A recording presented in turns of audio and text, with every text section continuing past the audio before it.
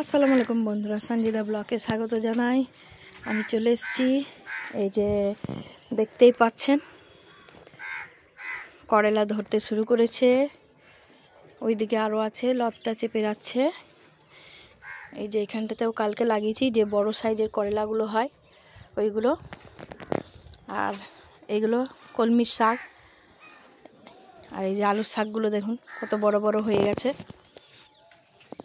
এই যে আমার টমেটো গাছে প্রচুর ফুল এসছে, টমেটোও ধরেছে। এই যে এগুলো প্রায় 1 মাস লাগে বড় হতে, পাকা হতে পুরো 1 মাস লাগে। আর ওই কোণে যে ইয়েগুলো ছিল পই গাছগুলো, ওইগুলো সব কালকে তুলে নিয়েছি, দিয়ে এখানে কিছুটা লাগিয়ে দিয়েছি গাছ। আর এই মধ্যে এই যে বেগুন একটা লাগিয়ে দিয়েছি, কালকে বেগুনের যে চারাগুলো এনেছিলাম সেইগুলো। আর এই যে এখানে আবার একটু মটরশুঁটি দিলাম। এই মটরশুঁটিটা বড় হচ্ছে না, এইটুকুই গাছটা রয়ে গেল, জানি না কেন। আবার ওকে মাটি কুড়ে কালকে সব সার মাটি দিয়ে ভালোভাবে বসালাম, দেখি কতটা হয়। আর এই যে আমার আদা গাছ, আর এই পাশে আছে ধনেপাতা একটু লাগিয়েছি।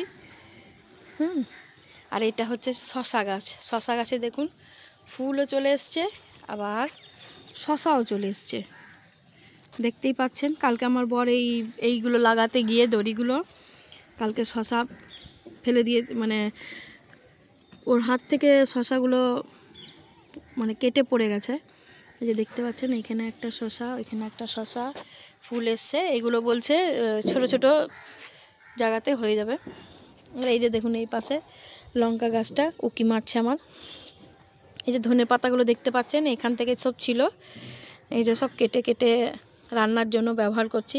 এখানে কিন্তু আবার আরও বেরোবে, প্রচুর বেরোবে। এটা তো জানেন আমার লেমন গ্রাস, এটা মনে হয় লেমন গ্রাসের বীজ বেরোচ্ছে না কি জানি না, হ্যাঁ জানা থাকলে একটু বলবেন।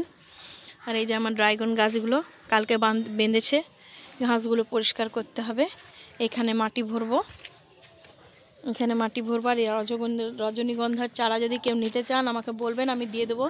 কেন এই রজনীগন্ধাটা ইয়ে হচ্ছে না, যত্ন হচ্ছে না। এখানে কিছু লাগাবো।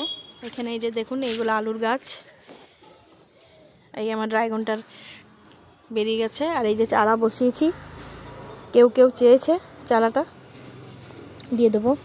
আর এই যে আমার এখানে একটা লেবু গাছ নিজে থেকেই হয়েছে, ওইদিকে ছিল, ওই দিক থেকে আমি এদিকে লাগিয়েছি। আর এগুলো জানি না, আমার মনে হচ্ছে এগুলো টমেটোর বীজগুলো যে পড়েছিল সেইগুলোই বেরোচ্ছে। আর এই যে দেখেছিলেন আমার টবে যে পুদিনা গাছটা ছিল ছোট, দেখছি এই যে দেখুন কীরকম মানে টবের আকার নিয়ে নিয়েছিল, এত লতা পাতা বেরিয়েছে, মাটি টাটি কিচ্ছু ছিল না।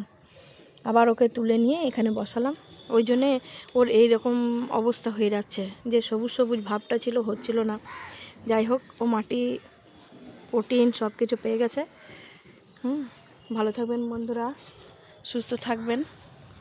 ও আরও গাছ আছে তো, সরি এইদিকে এই যে এইখানটাতেও বেগুন গাছ লাগিয়েছি।